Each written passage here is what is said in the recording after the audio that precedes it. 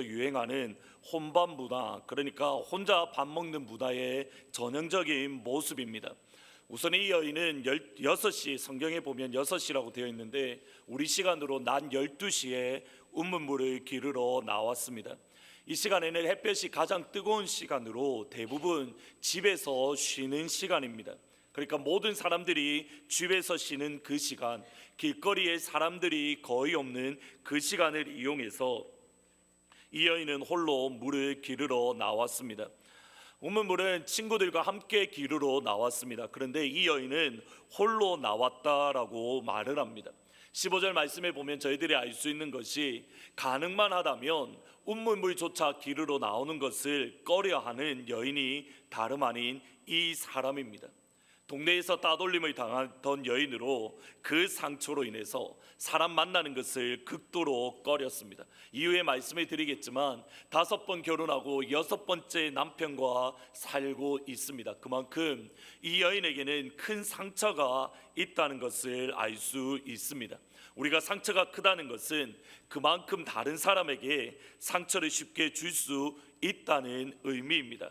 9절에 보면 사마리아 여자가 이르되 당신은 유대인으로서 어찌하여 사마리아 여자인 나에게 물을 달라 하나이까? 이 말은 예수님 앞에 공손히 하는 말이 아니라 당신이 유대인인데 당신이 랍비라고 하는데 어떻게 사마리아인인 나에게 물을 달라 할 수 있습니까? 라는 뼈 있는 말, 직설적으로 예수님을 무시하는 듯한 또는 따지는 듯한 말투입니다.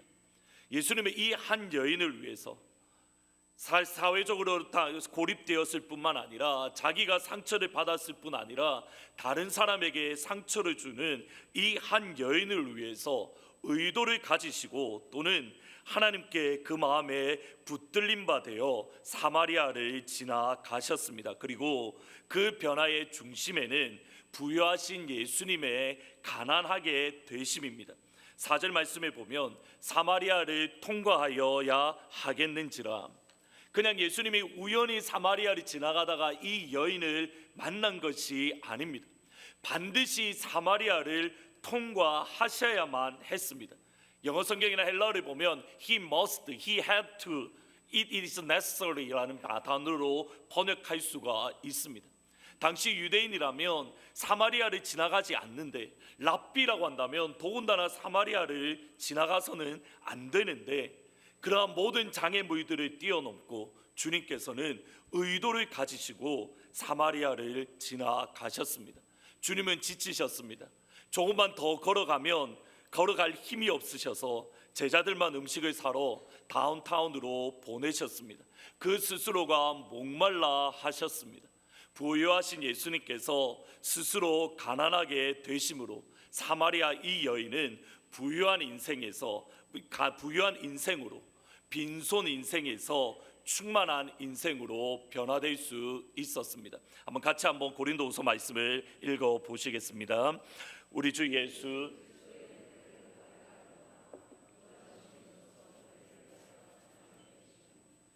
가난함으로 말미암아 너희를 부유하게 하려 하심이라. 사마리아 여인이 텅 빈 인생에서 부유한 인생이 될 수 있었던 유일한 이유는 그녀가 가지고 있는 능력, 지혜, 힘이 아니라 부유하신 예수님의 낮아지심, 부유하신 예수님의 가난하게 되심, 루키 표현을 빌리면 예수님의 자발적인 충성, 자발적인 사랑, 자발적인 희생, 곧 예수 그리스도의 인애 때문이었습니다. 이 한 여인 때문에 예수님은 일부러 사마리아를 지나가셨습니다. 지난주에 이사분기 재직회 이후 직후에 특별히 제자 훈련을 하시는 몇 분들과 함께 제이마트와 버클랜드 몰로 다들 전도를 나가셨습니다. 이렇게 저는 미팅이 있어서 못 나갔는데 이렇게 돌아오는 시간과 제가 이렇게 나오는 시간이 거의 맞게 떨어져서 만났는데 오셔서 하시는 말씀이 이겁니다. 목사님, 그 버클랜드 몰에 갔는데 쫓겨났습니다라고 이야기를 하는 겁니다. 시큐리티 가드들이 쫓아다니면서 전도를 못하게 하고 파킹랏에서 전도하려 하니 그것도 못하게 해서 차를 타고 나왔다라는 말씀을 하시는 겁니다. 그 말씀을 들으면서 미국에서 전도하는 것이 법적으로나 또는 여러 가지 어려운 면이 있다라는 그런 것을 피부로 실감을 하게 되었습니다. 몰에서 쫓겨난 이후에 가셨던 곳이 어디냐면 여기 본촌이라는 레스토랑이 있습니다. 거기 앞에 가셔서 이제 전도를 하기 시작하셨습니다. 그곳에서 흑인 한 분을 만나셨고 그분에게 복음을 증거했고 오늘 교회에 나오라고 초청까지 하셨습니다. 제가 오늘 설교를 준비하면 사실 오늘 아침에 설교 준비를 하면서 그 말씀이 떠올랐습니다. 왜 버클랜드 몰에서 쫓겨났겠습니까? 그 흑인 한 명 때문입니다. 그 흑인 한 명을 구원하기 위해서 때로는 우리가 부끄러움을 당하고 때로는 우리가 당황스러움을 당하고 때로는 우리가 세상 가운데서는 전혀 겪지 않아도 될 그 일을 하나님께서는 허락하시고 그 흑인 한 명에게 살아계신 예수 그리스도의 복음을 증거하라고 그 자리에 보내셨습니다. 저는 분명히 믿습니다. 예수 부유하신 예수님께서 가난하게 되심으로 우리가 부유하게 되었던 것처럼 버클랜드 몰에서 쫓겨나는 우리의 가난함 때문에 하나님께서는 한 영혼을 구원해 주실 줄 믿습니다. 여러분의 헛걸음이 결코 헛되지 않습니다. 또 들어보니 어떤 분은 이렇게 몸에 문신 있는 분에게 그냥 담대하게 복음을 증거했는데 처음에는 잘 들었다가 나중에는 식겁을 하셨다라고 이야기를 합니다. 기억하셔야 됩니다. 그것이 예수를 믿으면서 우리가 이 땅을 살아갈 우리의 모습입니다. 예수 믿는 것은 고상하게 예수 믿는 게 아닙니다. 예수 믿는 것은 그냥 예의 차리고 체면 차리고 예수 믿는 게 아닙니다. 우리가 언젠가 주님 앞에 하나님 앞에 갈 때가 있을 것인데 그때 주님 앞에 뭐라 말씀하시겠습니까? 저는 이 땅을 살아가면서 고상하게 예수 믿었습니다. 저는 이 땅을 살아가면서 편안하게 예수 믿었습니다. 주님 그거 바라시지 않으십니다. 적어도 우리가 주님 앞에 갔을 때에 한 번 정도는 이 말을 해야 되지 않겠습니까? 주님, 저는 복음 증거하다가 쫓겨나보기도 했습니다. 주님, 저는 예수 그리스도의 복음 증거하다가 물도 맞아봤습니다. 소금 뿌림을 당해봤습니다. 욕도 들어봤습니다. 우리가 잘못해서 욕 들었는 것이 아니라 예수 복음 증거하다가 살아계신 예수 그리스도의 복음을 증거하다가 하나님 저 욕도 들어봤고 하나님 저 소금 뿌림도 당해봤고 하나님 저 당황스러운 일도 겪어봤습니다. 우리가 한 번 정도는 주님 앞에 나아가 이 고백을 할 수 있어야 되지 않겠습니까? 저 자신을 보면 부끄럽습니다. 목회자라고는 하지만 전도하러 나가는 시간이 사실은 많지가 않습니다. 그런데 주님께서 보시는 것은 우리가 목회자냐 아니면 평신도냐가 아니라 이 땅을 살아가면서 얼마나 많은 영혼들에게 복음 증거하다가 어려움을 겪었고 부끄러운 일을 당했는가입니다. 그런데 흥미로운 게 뭔지 아십니까? 누가복음과 사도행전에 한번 가만히 보십시오. 교회가 언제 기쁨이 충만했다라고 나오는지 아십니까? 한번 가만히 읽어보십시오. 복음 증거하다가 핍박받으니 성령의 기쁨이 임했습니다. 예수 그리스도의 복음 증거하다가 어려움을 겪으니 하나님이 주시는 기쁨이 교회 가운데에 가득했습니다. 저는 바라기는 우리 교회에 이 주님이 주시는 기쁨이 충만하기를 주님의 이름으로 축복합니다. 오늘 또다시 전도 나갈 예정입니다. 같이 많이 가셔서 분명히 어려움을 겪으실 수 있습니다. 가난하게 된 세상 가운데서는 우리가 존경을 받을 수 있을지 몰라도 높임을 받을 수 있을지 몰라도 전도하러 나가서는 당황스러운 일 겪을 수 있습니다. 그런데 그때에 하나님의 은혜가 아버지께서 주시는 기쁨이 저와 여러분에게 가득할 줄 믿습니다. 지난 한 주 동안 너무 기뻤습니다. 저희 전도사님이 옆에서 저를 봐서 아는데 한 주 동안 너무 기뻤습니다. 이제 우리 교회가 가야 될 방향으로 가고 있구나. 어렵지만 한 걸음 한 걸음 한 걸음씩 하나님의 마음에 있는 교회, 하나님이 기뻐하시는 교회가 우리가 되어져 가고 있구나. 저는 그것을 생각하면서 너무 기뻤습니다. 죽어가는 영혼을 살리는 교회가 우리 교회가 되어야 됩니다.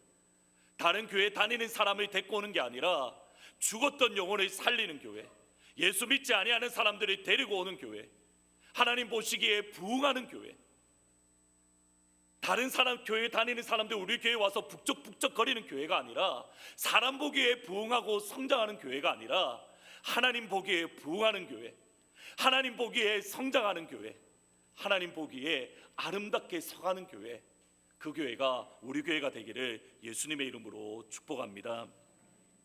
오늘 예는 예수님께서 어떻게 이 여인을 치료하셨고 또 회복시켜 주셨는지에 대해서 크게 두 가지로 짧게 생각해 보려고 합니다. 사마리아 여인과 예수님의 대화를 가만히 보시면 사실 서로 문맥이 맞지 않습니다. 서로가 자기 하고 싶은 말만 하고 있습니다. 예수님은 14절에 한 번 마시면 영원히 목마르지 않는 물, 그 속에서 영생하도록 솟아나는 샘물을 주시겠다라고 말씀합니다. 사람들과 만나기를 꺼려했던 여인은 당연히 영원히 목마르지 않는 물을 달라고 주님 앞에 고백합니다. 그 물만 있으면 사람을 만날 필요도 없고 우물물을 기르러 나올 필요가 없기 때문입니다. 이것이 대화의 주제입니다. 지금 여인은 사실 어떤 생각을 가지고 있냐면 아무도 모르는 시냇가가 있는 위치를 예수님께서 알고 있다라고 생각했던 것 같습니다. 그래서 그 물 위치를 나에게 달라라고 말을 합니다. 그러면 어떤 식으로 보든 그냥 그 물을 주시면 됩니다. 그 여인에게 물의 위치를 가르쳐 주시면 됩니다. 그런데 예수님은 갑자기 뜬구름 없는 말을 하시기 시작합니다.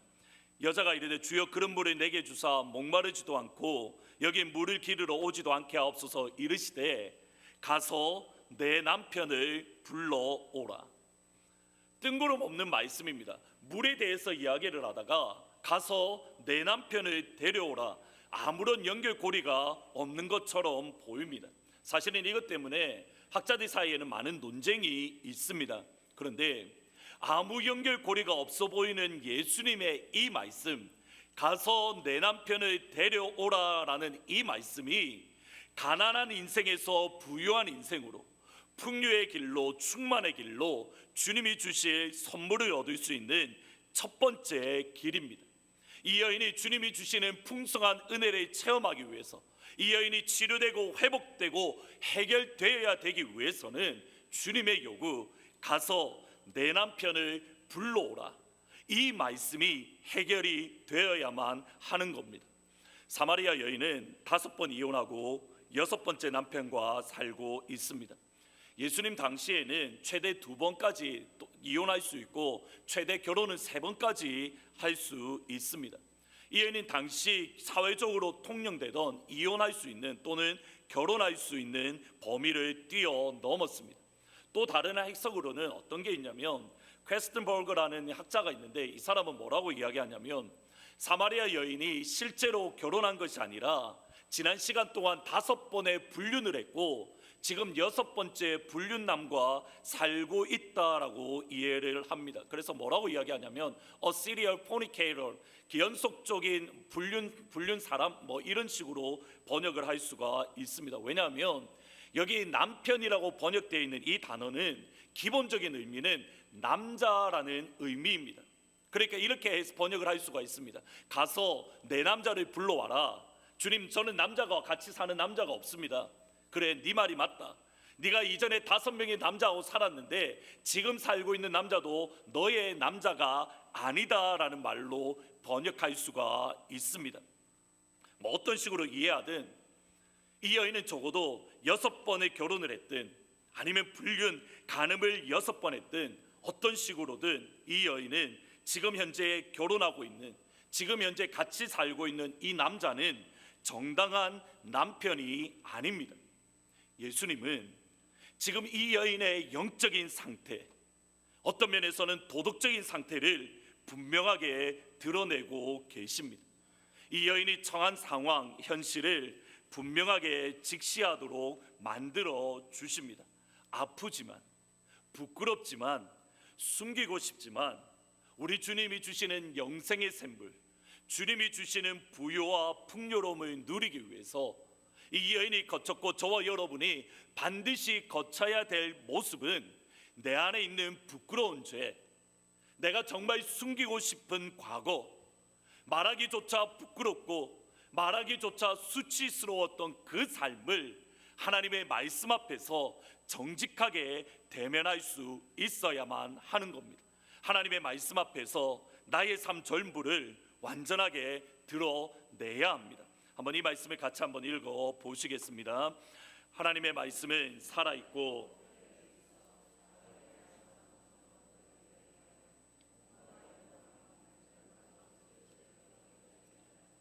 또 마음의 생각과 뜻을 판단하나니 지은 것이 하나도 그 앞에서 나타나지 않음이었고 우리의 결산을 받으시리에 눈앞에 만물이 벌서벗은 것 같이 드러나느니라. 하나님의 말씀 앞에 뭐라고 이야기합니까? 만물이 벌거벗은 것 같이 드러나느니라. 하나님 앞에서 우리의 모든 생각이 완전히 드러나야만 하는 겁니다. 하나님의 아버지의 말씀 앞에서 우리가 숨기고 싶었던 과거, 이전에 내가 5명의 남편과 6명의 6번째 남편과 살고 있던 부끄러웠던 과거, 지금 내가 살고 있는 남편이 법적으로 정당하지 않은 그 남편과 불륜하고 있다는 그 사실조차도 하나님의 말씀 앞에 온전히 드러날 때에 비로소 하나님이 원하시는 회복, 하나님이 원하시는 축복, 하나님이 원하시는 치료가 저와 여러분에게 있게 되어지는 겁니다. 하나님 앞에 섰을 때 부끄러움이 없는 모습이 사실은 교회와 성도의 모습입니다. 아담과 그의 아내 두 사람이 벌거벗었으나 부끄러워하지 아니하니라. 우리의 부끄러운 모습은 하나님 앞에서 온전하게 드러날 수 있어야 합니다. 이것은 다윗과 아브라함을 보면 분명하게 알 수 있습니다. 성경은 다윗을 향한 평가를 이렇게 기록을 합니다. 이는 다윗이 햇사람 우리아의 일 외에는 평생의 여호와 보시기에 정직하게 행하고 자기에게 명령하신 모든 일을 어기지 아니하였습니다. 다윗을 향한 성경의 평가가 이겁니다. 우리아의 아내의 일을 제외하고는 평생에 한 번이 아니라 평생에 하나님 보시기에 정직하고 하나님의 말씀을 지켰다라고 말을 합니다. 우리아라는 이 사람은 다윗의 충직한 신하입니다.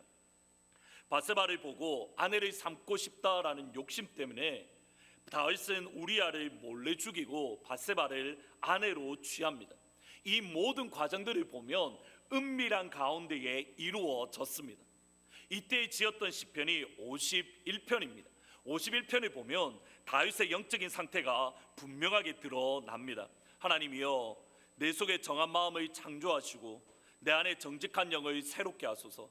나를 주 앞에서 쫓아내지 마시며 주의 성령을 내게서 거두지 마소서. 주의 구원의 즐거움을 내게 회복시켜 주시고 자원하는 심령을 주사 나를 붙드소서. 이것을 거꾸로 이야기하면 다윗의 지금 상태입니다. 내 속에 정한 마음을 창조해 주십시오. 무슨 말입니까? 내 안에 정직한 마음이 없습니다. 주님, 나를 주 앞에서 쫓아내지 마십시오. 무슨 말입니까? 지금 하나님 앞에서 쫓겨나 있는 상태라는 겁니다. 아담과 하와가 범죄한 이후에 에덴 동산에서 쫓겨났던 것처럼 내가 주님을 찾고 찾으나 내가 주님 앞에 지금 쫓겨나 있습니다. 주의 성령을 내게서 거두지 마옵소서. 하나님의 성령이 내게 역사했는데 마치 사울처럼 하나님의 영이 내게서 떠났습니다. 주님의 구원의 즐거움이 내게 사라졌고 하나님 향한 자원의 심령이 사라졌습니다. 이것이 다윗의 지금 영적인 모습이고 사마리아 여인의 모습과 전혀 다를 바가 없습니다. 기억하셔야 됩니다.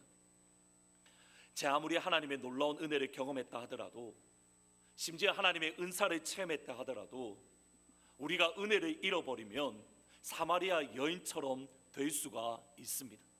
더 악한 사람이 될 수가 있습니다. 최근에 한국 교회뿐만 아니라 미국에 있는 여러 교회들의 유명한 리더십에 있는 분들이 타락하는 것을 보면서 과연 저분들이 제가 알고 있는 분들이 맞나라는 싶은 생각이 들 정도입니다. 그런데 그럴 수가 있습니다. 우리가 은혜를 잃어버리면, 하나님의 사랑을 놓쳐버리면 이전보다 더 악한 사람이 될 수 있습니다. 그러기에 예수님의 말씀이 그러합니다. 그러한 모습 때문에 제가 더욱더 두렵습니다. 흥미로운 게 뭔지 아십니까? 죄를 지으면서 거룩한 척 할 수 있습니다. 죄를 지으면서 여전히 영적인 척 할 수가 있습니다. 그러면 다윗이 언제 회복되었습니까? 언제 주의 구원의 기쁨을 회복했고 주의 성령을 체험하게 되었습니까? 바로 이때입니다. 한번 같이 읽어 보시겠습니다. 나단이 다윗에게 이르되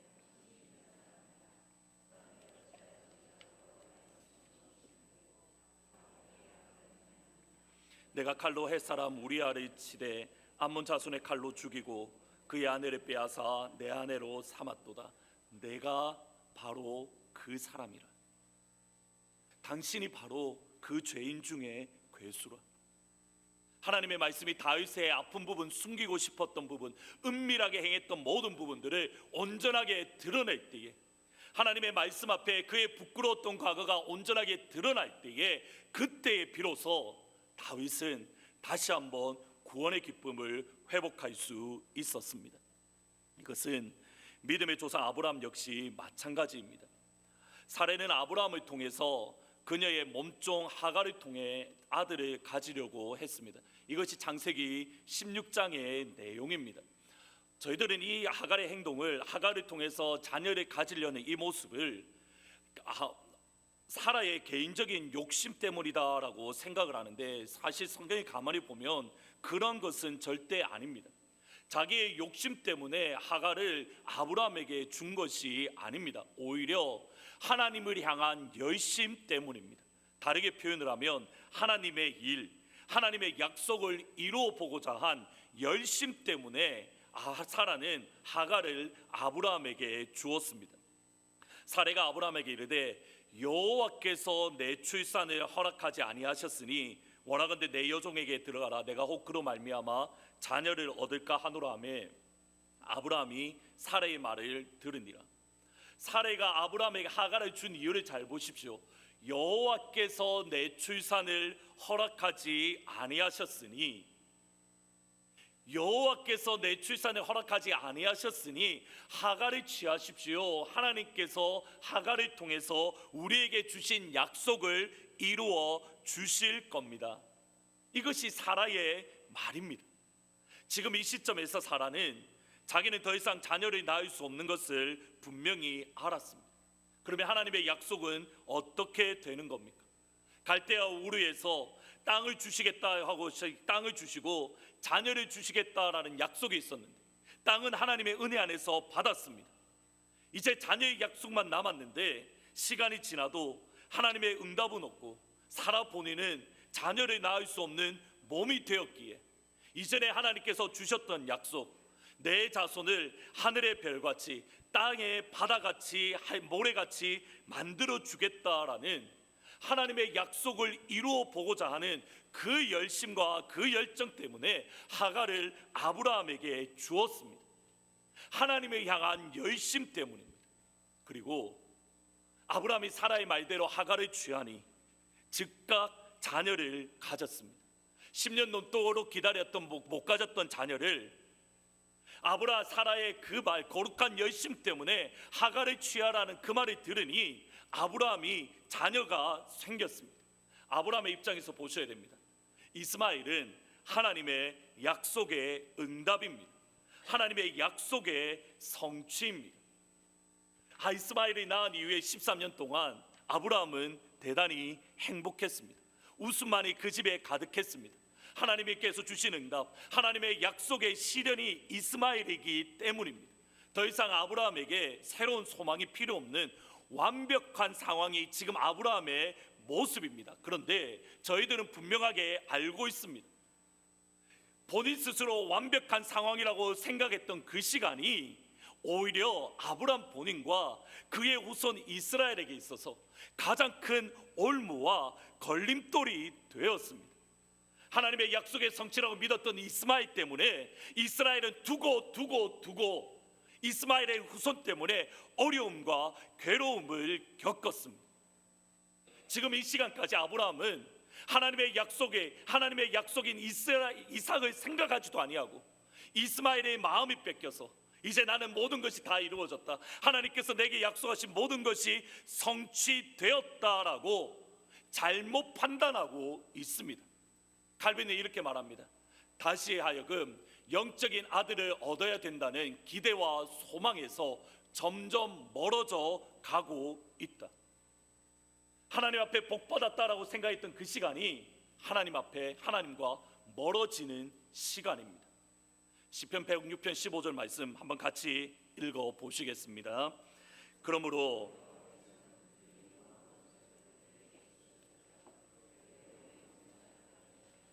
시편 106편 15절을 보면 이상하지 않으십니까?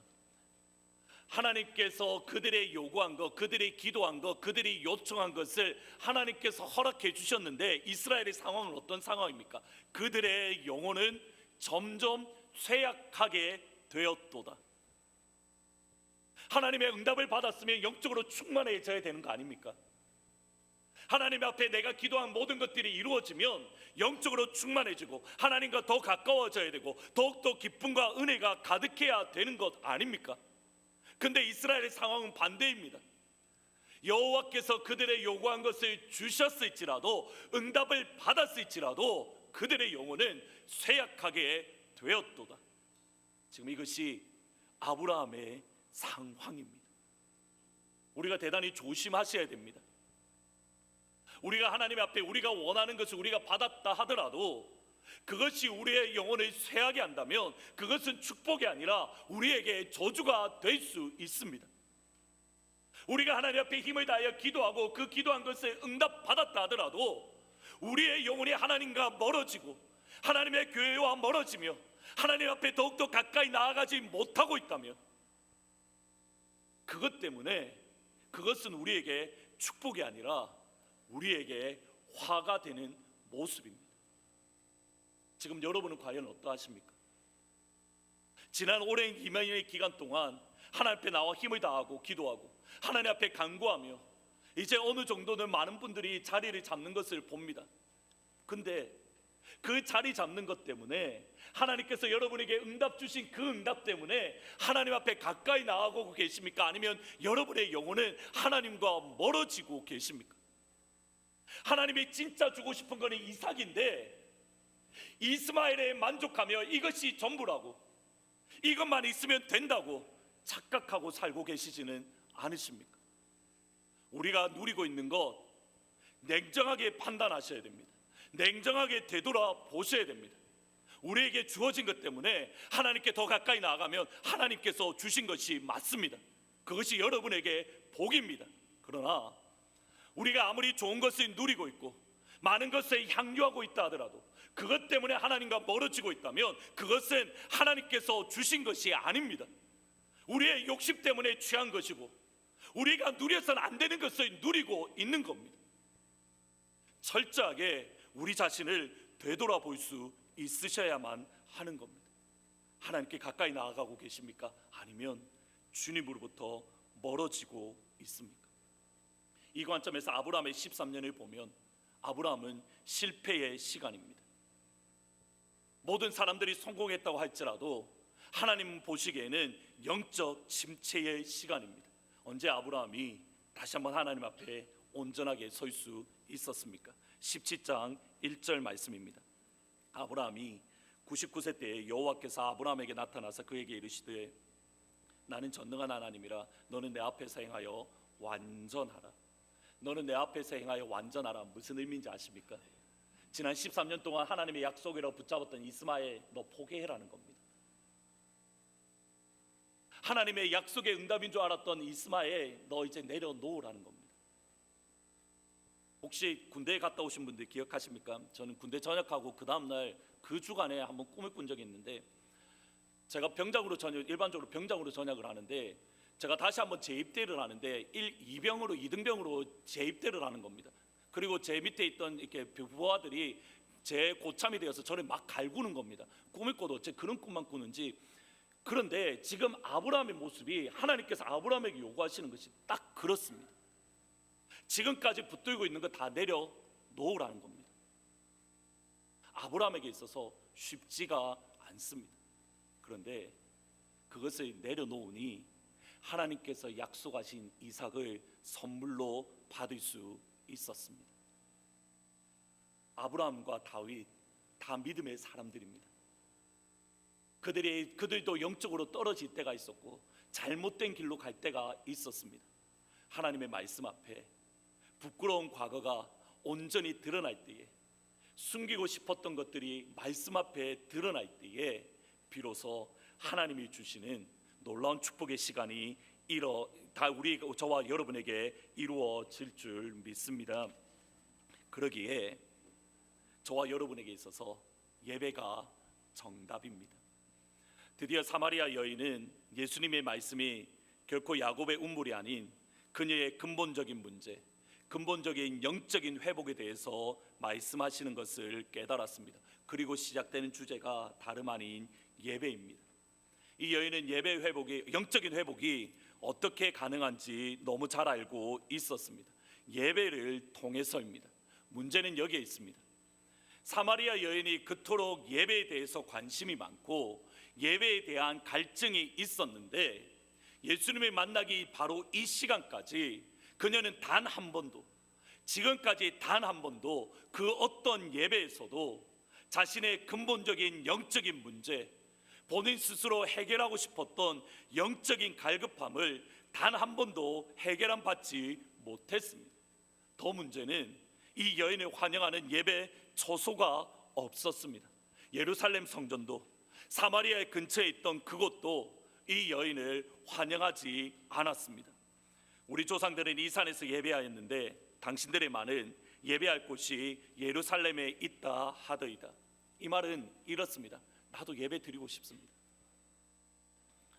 나도 내 문제가 뭔지 너무 잘 압니다. 나도 내가 지나간 과거가 잘못되었는 거 너무 잘 압니다. 하나님 앞에 나아가 나도 치료되고 싶고 하나님 앞에 나아가 나도 회복되고 싶습니다. 그런데 아무리 예배를 가도 여전히 내 속에 있는 갈증은 그대로 있습니다.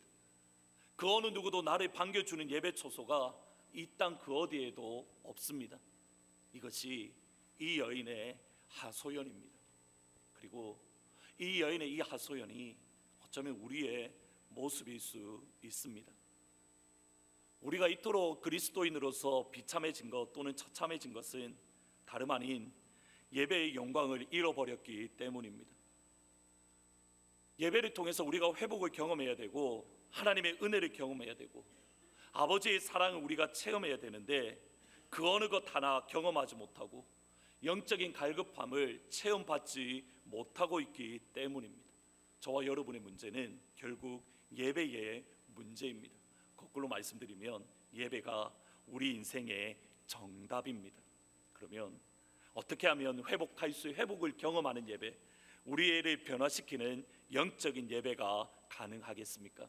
이 질문을 가지시고 다음의 말씀을 읽어 보시겠습니다. 아버지께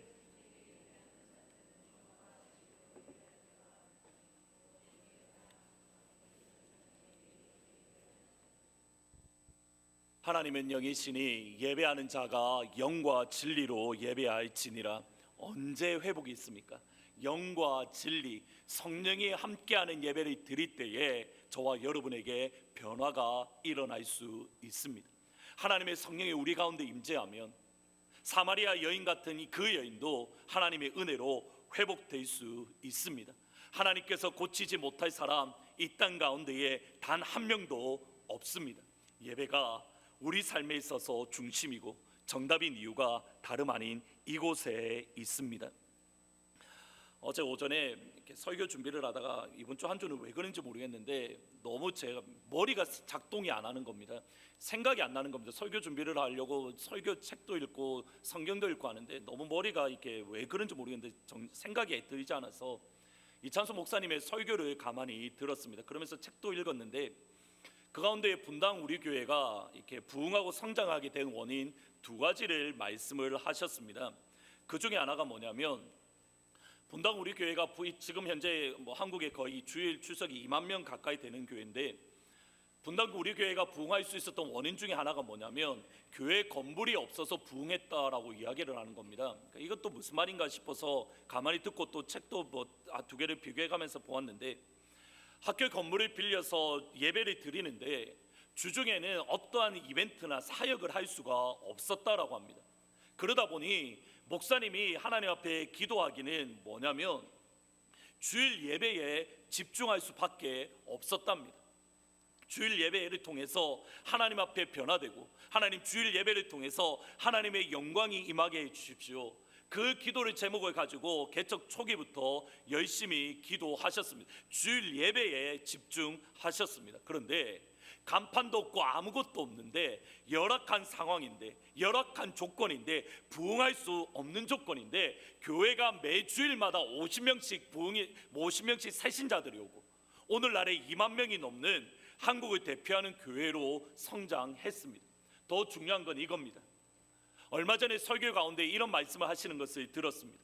이제 2만 명이 넘는 대형 교회가 되어서 이제는 그러한 일이 없겠지라고 생각을 했는데, 여전히 2만 명이 넘는 대형 교회가 되었음에도 그 교회 가운데에 주일 예배를 통해서 그들의 영혼이 변화되고, 내가 치료되었습니다, 내가 회복되었습니다, 내가 자살의 위기 가운데 있었는데 내가 말씀을 듣고 다시 한번 변화되어서 이 땅을 살아갈 수 있는 힘을 얻었습니다라고 개척 초기에 그런 역사가 있었을 뿐 아니라 오늘 이 시간에도 그러한 역사가 있다라는 것에 감사한다라는 고백을 하신 것을 들었습니다. 저 스스로 너무 부러웠습니다. 과연 우리 교회 가운데에 그러한 감사가 있습니까?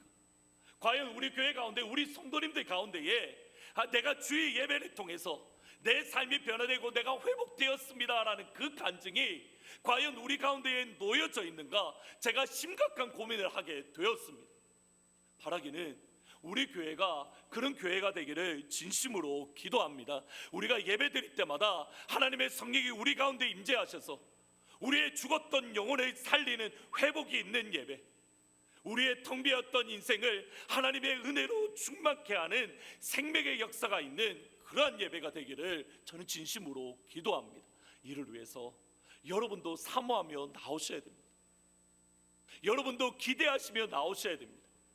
그냥 주일날 나와서 예배 드리는 게 아니라 이 예배가 아니면 내가 살 수 없다라는 확신을 가지고 믿음으로 이 자리에 서셔야만 합니다. 저는 주일을 위해서 제가 가지고 있는 모든 것들이 다 쏟아붓고 있습니다. 제가 할 수 있는 최선의 것, 아니 그 이상으로 저는 주일 예배를 준비하고 고민하고 설교를 위해서 힘을 다해서 준비합니다.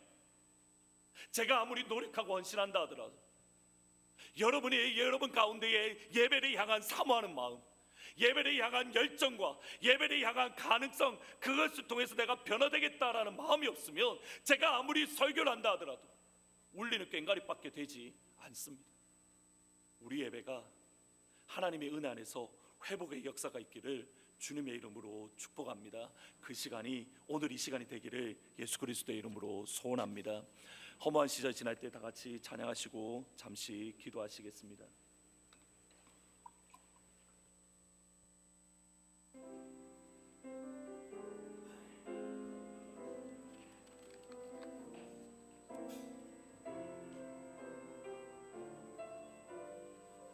허무한 시절 지날 때, 깊은 한숨 내쉴 때, 허무한 시절 지날 때, 깊은 한숨 내쉴 때, 그런 풍경 보시며 단식하는 분이 있네. 고와 같이 너희를 버려두지 않으리.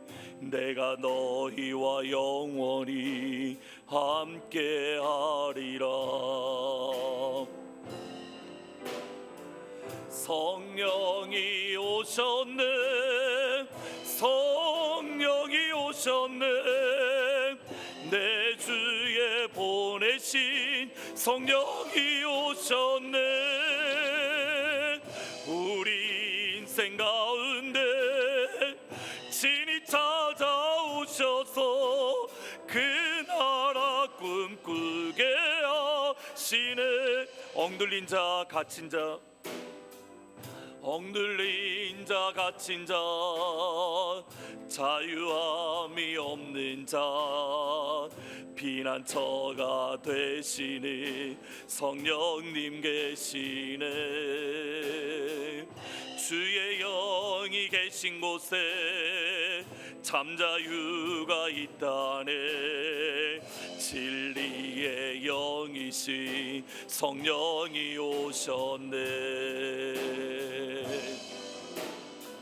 성령이 오셨네, 성령이 오셨네. 내 주에 보내신 성령이 오셨네.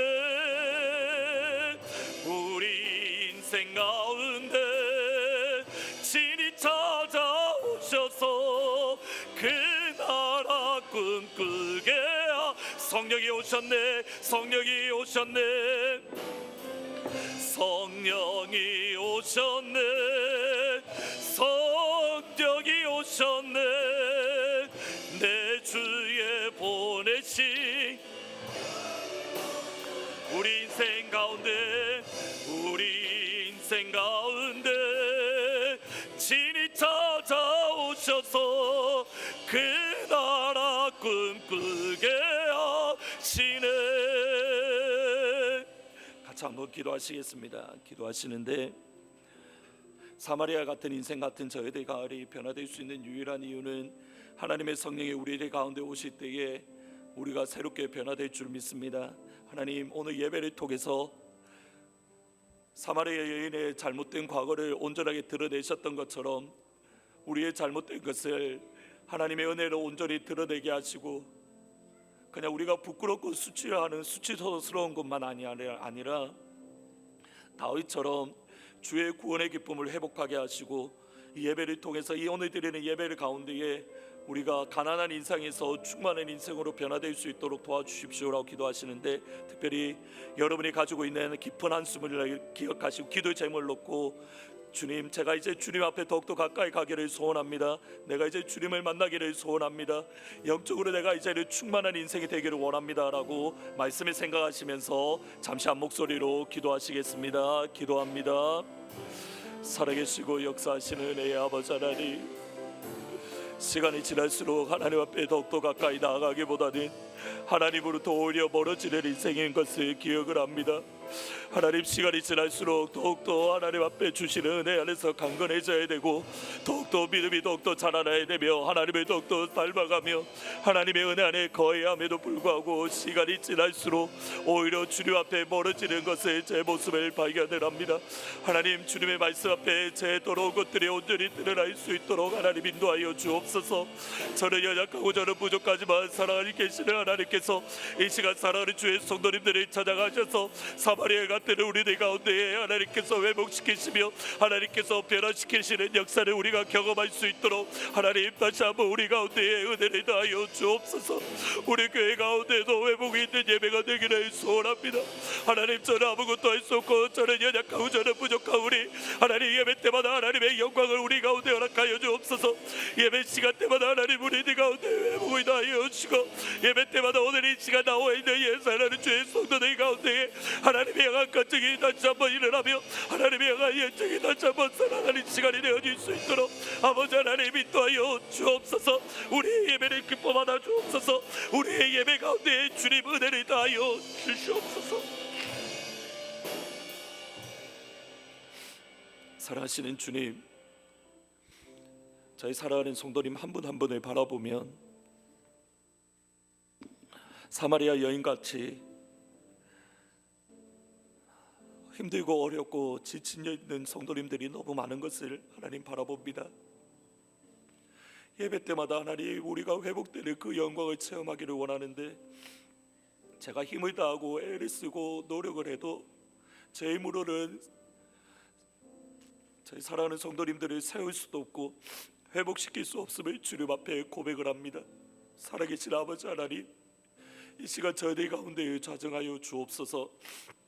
예배드리러 나온 사랑하는 주의 성도들 한 분 한 분을 하나님께서 이 시간 직접 찾아가셔서 회복시켜 주시고, 그들의 아픔과 그들의 연약함과 그들의 부족함을 아시는 주님께서 찾아가셔서 위로하시고, 이 예배를 통해서 하나님의 은혜만, 하나님의 영광만 드러날 수 있도록 아버지 하나님 인도하여 주옵소서.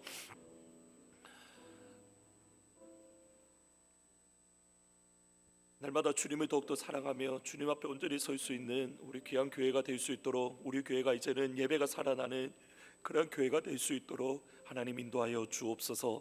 감사합니다. 예수님의 이름으로 기도합니다.